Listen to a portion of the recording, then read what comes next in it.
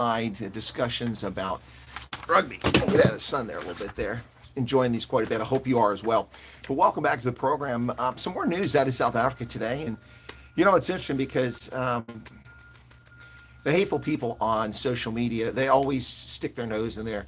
For instance, comments, look, it doesn't faze me. I mean, people are welcome to say what they want as long as they're not making threats against others. But the nonsense, leave it to you to bring politics into it. It was outsiders bringing politics in. We love the Springboks.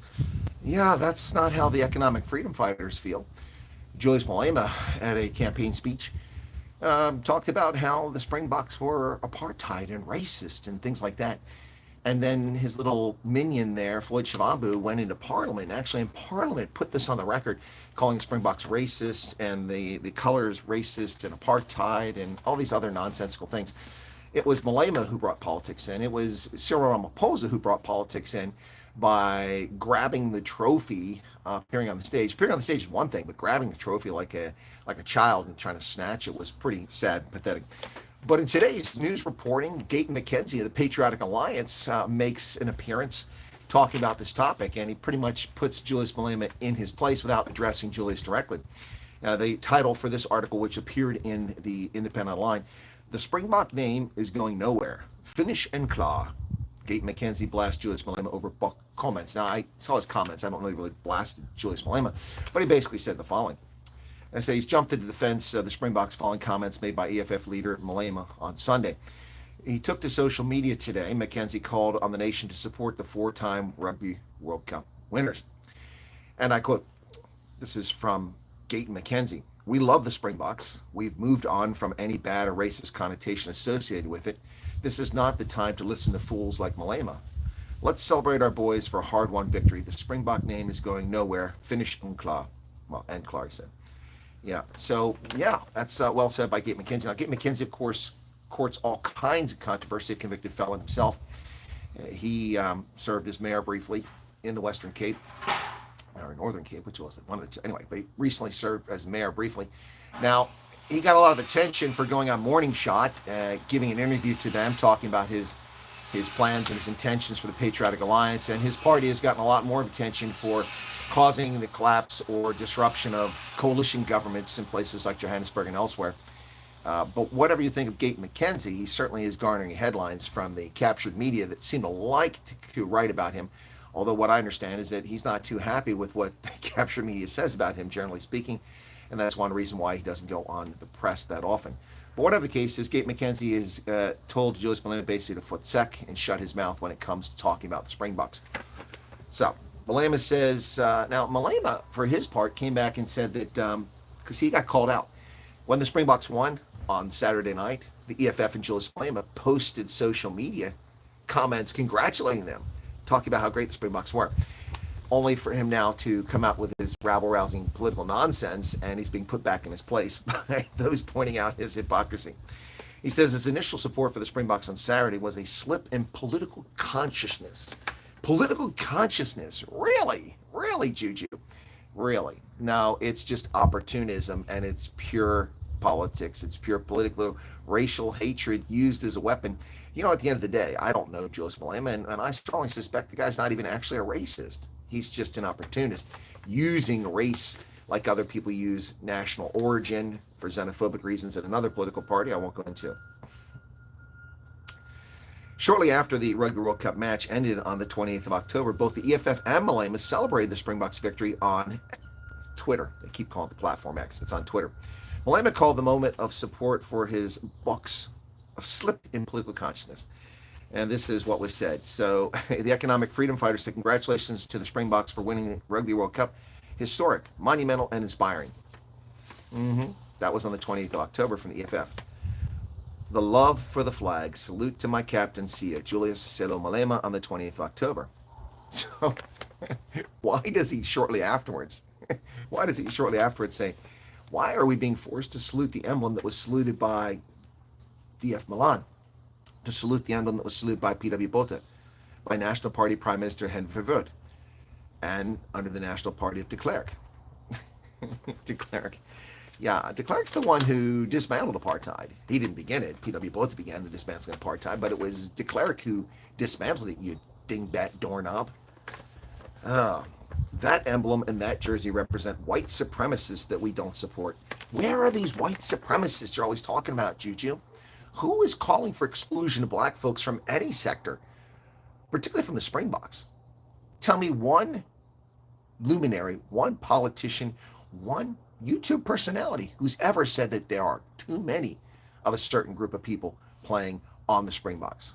Well, actually, I can answer that question. There are people like you who say there's too many white folks on the Springboks, but who says there's too many black folks on the Springboks? Nobody. Who castigates South African Rugby Union for its underinvestment in youth rugby in townships and urban centers? And who's been doing this for years? Publicly. That would be me, Juju. When have you ever called out South African Rugby Union for its underinvestment in coaching, in equipment, in sports pitches, and in developing the game amongst youth, particularly black South African youth? You've never done it. Because Julius Malema is not a solution man. Julius Malema is a grievance merchant. The culture of grievance. That's what he's all about. Yep. That emblem and that jersey represent white supremacists. Where are these white supremacists? By the way, equating apartheid with white supremacy is also problematic. This is not a defense of apartheid. Separate development is not something that I think is really a feasible thing when government institutes it. People develop on their own. That's a personal choice and a cultural choice, and that happens all over the world. But when governments intervene to divide people artificially with laws and regulations, like a Supreme Court decision in 1898, Plessy versus Ferguson, which created the doctrine of separate but equal for black and white Americans, was anything but equal. It certainly was separate, but was not equal. That abomination is when a government intrudes into the private sector and the private space, and the same thing with the separate development of apartheid, which in and of itself was not inherently racist, but certainly was discriminatory, unfair, and unjust. Yeah. So anyway, Juju, so much for that. So Gayton McKenzie, smackdown. Juju is down. Down for the count. All right, so Malema has gotten a smackdown. Yeah, it's the hypocrisy of this, the sheer hypocrisy of it. On Saturday, for these twits to post something trying to take the Springboks' glory for themselves, and then realizing, hey, maybe a populist message of racist bullshit will work on Sunday, and that's what he does. Yeah. Anybody who votes for the economic freedom fighters truly needs a body cavity search because their head's up their ass. That's right. If you vote for the economic freedom fighters, your head is up your rectum. So you need a body cavity search to excise that head from your rectum because you're going to suffocate up there. Well, more news in rugby, folks. New Zealand's captain, Sam Cane, was given a generous, soft touch. Rules for thee, not for we. Northern Hemisphere Old Boys Club, 2-game suspension. Sam Cane, who received a red card during the World Cup final, first ever player ever sent off for a red card, not a red cup. I wonder what a red cup looks like. For a red card in a World Cup final, got a 2-game suspension. So he'll miss the first 2 games of his new Japanese club when he doesn't play, and he should be able to start in December after he gets back to his club and misses 2 games. But Sam Cane given a generous 2-game suspension, kind of like how Johnny Sexton was allowed to come back and play the World Cup despite his atrocious behavior, which brought ill repute to rugby union and world rugby by verbally assaulting Jaco Piper because his team sucked and lost in the Champions Cup. Or Owen Farrell, with his overly generous 2-game suspension, he came back. But my goodness, Rossi Erasmus point out the failings of officiating, which isn't it funny now? Rossi Erasmus gets a suspension for 30 days, then he gets a year's suspension on top of that. He's not allowed to be involved because he told the truth about the poor state of officiating and the bogus, asinine job that Nick Berry did in that game. He gets a suspension. But Warren Gatland, who precipitated and caused this controversy with complaining about officiating in the same British and Irish Lions series before Rossi ever said anything, when he whined about the TMO being South African, trying to pressure the officials into giving the British and Irish Lions calls in their direction, never got a sanction, never punished. Of course, he's from New Zealand, so that's the Old Boys Network. Never get punished. Yeah. Now everybody's complaining. Nigel Owens, I'm going to get to that in just a second. Nigel Owens is calling for World Rugby to clean up its act, saying it's at a precipice, it's at a crossroads. Nigel Owens, the renowned rugby official, is actually complaining about officiating. Everyone's complaining about officiating. But Rossi told the truth and he was punished. Should Nigel Owens now be suspended from his gig making videos for World Rugby, analyzing officiating after he complains about it? Does Nigel Owens bring ill repute to the game of rugby union? Does he? Maybe he does. If his name was Erasmus and he was from South Africa, you know for sure they'd hate to have a 12-month or a lifetime suspension coming. You can bet your bottom dollar on that. And don't tell me it's not different. It's different. It's not the same. It's not. That's nonsense. That's nonsense. Nigel Owens has a position of elevated importance in world rugby that they put him in, which he deserves. He was an incredible official and he's very articulate. But no, it is exactly the same. So the thing about Sam Cane is he got this 2-match suspension today for that dangerous tackle when he hit Jesse Creel head on.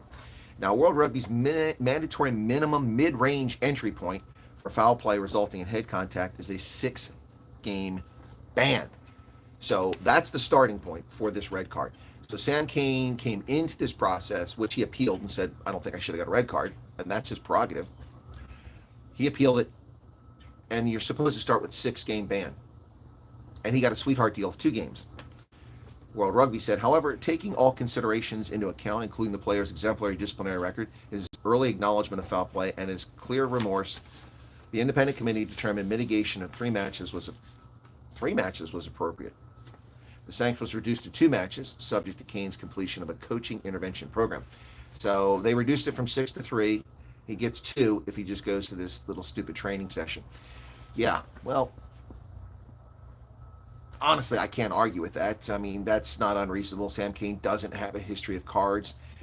He really was overzealous like Tom Curry was, got himself caught in a bad position. He's also the unfortunate recipient of a new system that World Rugby was playing with the bunker. So all things being equal, I don't have an issue with Sam Cane just getting two-game suspension. As long as he completes that training, I have no issue with that whatsoever. But it is important to note that he did get that suspension. Now, as I said in an op-ed piece that appeared on the 4th of November in Wales Online, renowned World Rugby official Nigel Owens urges World Rugby to ditch the bunker system after the World Cup final red card that was given to Sam Cane. Now, Nigel is a brilliant official. Love to interview him sometime. Don't think I'll get that opportunity. But I would love to interview Nigel Owens. And this is what I would say to Nigel Owens. What's with the knee-jerk reactions? What's with the knee-jerk reactions? And what role did you play in advising World Rugby to create the bunker system in the first place? Did you play a role? What opposition, if any, have you aired previously about the bunker system? And what are your true thoughts about it before this World Cup? Those would be interesting questions to get. Nigel Owens is a brilliant official. He's an excellent analyst and a pretty smart guy, pretty articulate. But I have this to say. This is a knee-jerk reaction from Nigel Owens, and I think it's inappropriate. I don't have a problem myself with the bunker. I have a problem with the transparency of the bunker.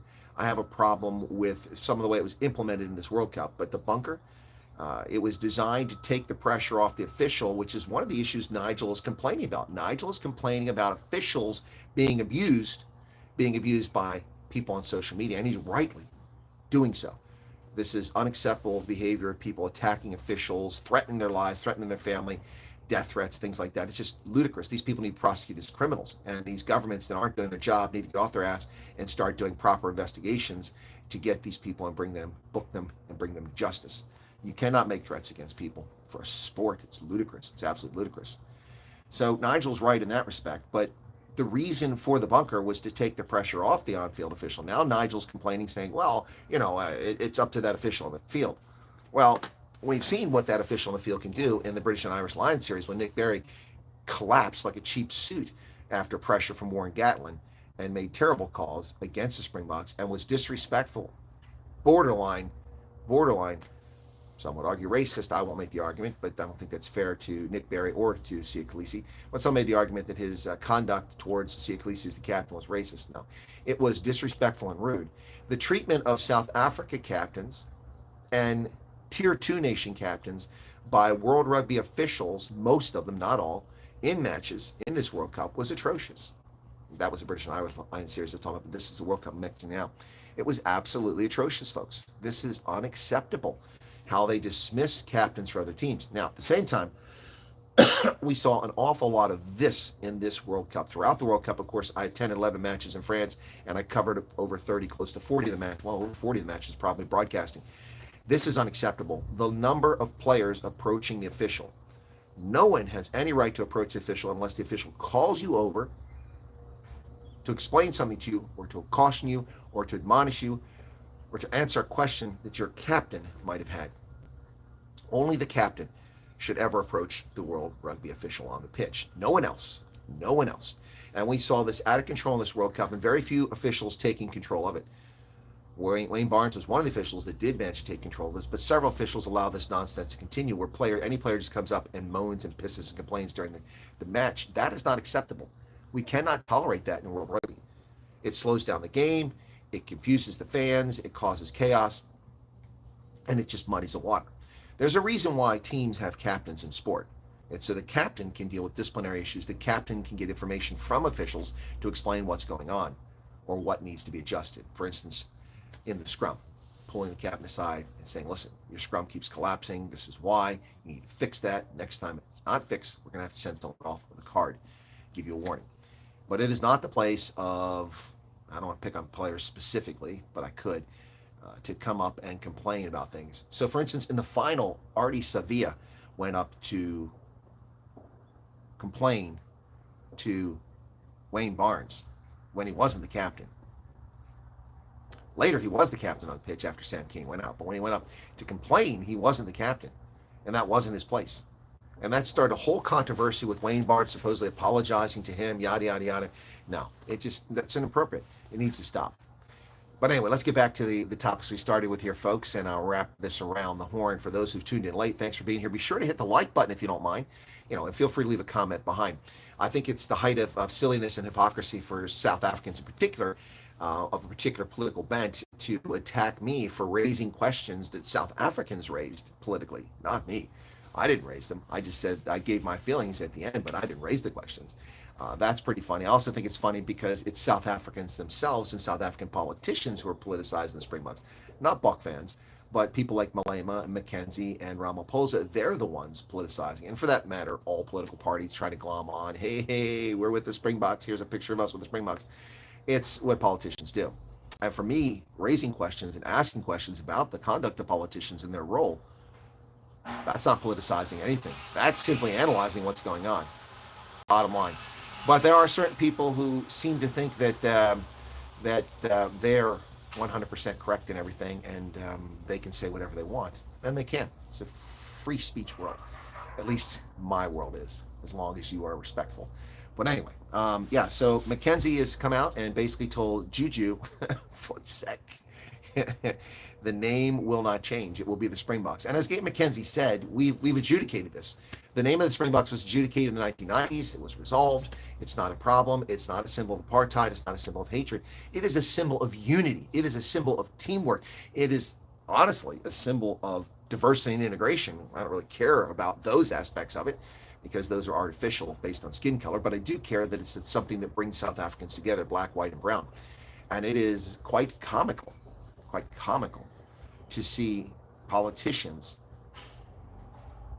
try to claim, like Julius Malema, that it's divisive. It's not divisive. Did you see the heartfelt outpouring of emotion in East London, in Cape Town, in Joburg, in Pretoria, everywhere the Springboks has gone, from black South Africans, brown South Africans, white South Africans, side by side, standing with each other. In fact, the only incidents that have gone bad have been someone trying to kiss Sia Khaleesi and someone hitting Rachel Khaleesi in the head with a rugby ball, and then some clown supposedly trying to steal the Webb Ellis Trophy when they're in Cape Town. Those are the bad incidents. But I mean, something stolen in South Africa, hardly a shock.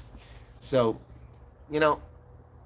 this is a World Cup that has united South Africans, and more so than 2019 by a wide margin, and maybe not as much as 95, or maybe as much as 95. I don't know. It depends. We'll see what happens from here.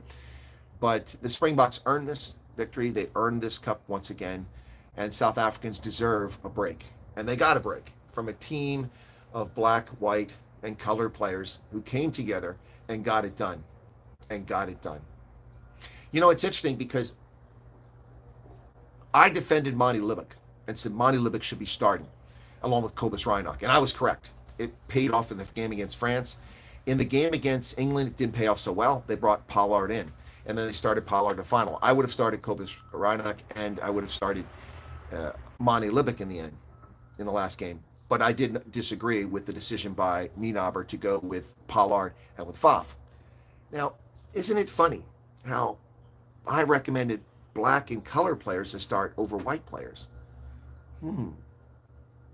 Might I have made that recommendation in my pregame selections based on, I don't know, the conditions of the game, the opponent, the particular strengths of players, and the merit of those players? Certainly didn't do it because of their skin color. I mean, if someone picked the game pregame and they had issue with skin color, then they would have picked all white players. They wouldn't have picked any black players. They'd all been on the bench. They'd been all black bench or all color bench. But it wasn't, because it's about merit. It's about talent. It's about winning. And see, that's something politicians don't get, because they don't get where they're at based on merit. Show me a politician that's in office because of things they've accomplished as a politician. There are very few of them. Very few of them. Very few. But I can show you one sports team after another that has won a trophy, a cup, a title, because they played the best players at the right time, in the right position. And that's the bottom line. That's what sport's all about. It should be about that. It can be a very unifying force. And the Springboks are very much that. So, Rossi Erasmus picked Sia Khaleesi to be the captain several years ago. Took a lot of grief for that call. It turned out to be correct. I have in equal measure praised Sia Khaleesi's performance on the pitch and his role as captain, and on a few occasions criticized his performance. But the race hustlers only see the comments where I criticize Sia and then demand an apology. Well, they can footsack. I'm not apologizing for honest analysis. That was my take. And for those of you who think Americans don't know anything about rugby, you're bigoted, you're uninformed, and you're clueless. The fact that the national side doesn't win World Cups doesn't mean a country doesn't know about rugby, doesn't play rugby. Inform yourself a little bit better before you make stupid comments. And oh, by the way, yes, I've played rugby. And by the way, you don't need to play a sport to be an analyst in it. Anyway, yeah, so it's interesting how people whine about the politicians, or whine about people, analysts, bringing politics into rugby. We didn't bring it. The politicians did. We're commenting on it, and we're analyzing it, and we're talking about the merits and demerits of it and why it's appropriate and inappropriate. In this case, Gayton McKenzie from the Patriotic Alliance has slammed Julius Malema.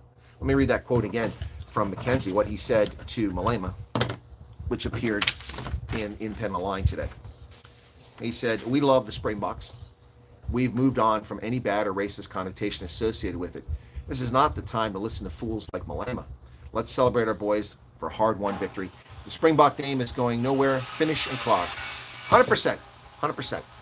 The time for that stupidity is over. People who dwell in the past and wallow in the misery to use it as a cudgel to explain their failures and or their crimes today are not people we should listen to. So I'm not telling you should listen to Gayton McKenzie or not listen to Gayton McKenzie. You can make that decision for yourself, but I will tell you not to listen to Julius Malema. He's a race hustler extraordinaire, and he's a shameful, shameful individual. And at a time when South Africans are in a moment of joy, even though they have load shedding, even though jobs are shedding, even though people are ignoring the coming collapse of South Africa's economy in 2024, when the ANC finally implements its unconstitutional, human rights violating, crime against humanity with the Employment Equity Act amendment, which will destroy South Africa's economy. Even though that's coming, South Africans are elated at the moment, and should be, for a well-earned William Webb Ellis Trophy, second time in a row. Well, 2 World Cups in a row, 4 total. So piss on these little clowns who want to run their mouth and act stupid like Malema and Shavambu. By the way, ladies and gentlemen, any of you got any money in the Venda Savings Bank? VBS scandal? That's still not resolved. We got Malema now talking about politicians shouldn't be showing their wealth ostentatiously. Hey, kettle, this is pot. You're black. Talk about hypocrisy of the highest order. Anyway, so beyond the Gayton McKenzie slamming Julius Malema today in the press, we also had, of course, Sam King gets a 2-game ban. Initially, the review board said 3 games for the red card, mitigated because he's got a good track record discipline-wise. He admitted his fault early on and accepted. And so they instead of 6 games, which is the starting point, they gave him 3 games, and they gave him an out to reduce to 2 games if he takes a class on with coaches about how not to hit people incorrectly. So Sam King gets a 2-game suspension, which will affect his club in Japan, but not really affect his career. And then we also have, of course, Nigel Owens calling for the end of the bunker. Isn't that rich? Nigel Owens doesn't want the bunker to be around anymore. That's interesting. Anyway, we'll see. Hard to argue with Nigel Owens, but he doesn't get a free pass just because he's a brilliant official, articulate, and a pretty smart guy, and very engaging. Doesn't get a free pass, nor does World Rugby. Isn't it interesting that Nigel Owens has the latitude to say these things, but coaches and players don't? He's still affiliated with World Rugby. And actually, I don't have a problem with him saying it, so don't infer incorrectly. I have no problem with Nigel Owens criticizing officiating. In fact, I think that's great for him to do it. Arguably, that ought to be part of his role, but it's not clearly stated that that is his role working for World Rugby. Anyway, folks, so we can do this forever, but it's been fun. Be sure to hit the like button if you don't mind. I'd appreciate your input, and we'll see you here if you come back for the news, do the daily news at, oh my goodness, that's got to come up soon. We're 7 hours behind now. I got to do the news here in a few minutes. I just realized that. I got about a half hour to the news program. I haven't even set it up. Yeah, that's right. It's the daylight savings time we had on Saturday night. So now I'm 7 hours difference from South Africa. So in order to get this off on time, I'm going to have to do it 11, not 12. Forgot about that. All right, folks. Trying to get a K-Nako set up, conversation on Wednesday with Dumo Denga, Koketso Retsani, and others, if they're able to make it. Looking forward to that. Thanks a lot. Be sure to hit the like button. Leave your comments behind. You can disagree with me. There's nothing wrong with people disagreeing. If we all agree all the time, that's just an echo chamber. So feel free to leave your comments behind and give us a like if you don't mind. It just takes a moment of your time. It really does drive viewership. It does drive subscriber base. It does drive YouTube promoting things. And also, it's just quite helpful generating a little bit of revenue, which helps pay that internet bill, which is quite pricey. It's quite pricey. Anyway, thanks you. All right, folks, God bless and have a good day. Hopefully I'll see some of you, if not all of you, on the news program. Chris Wyatt Reports coming up shortly. Cheers.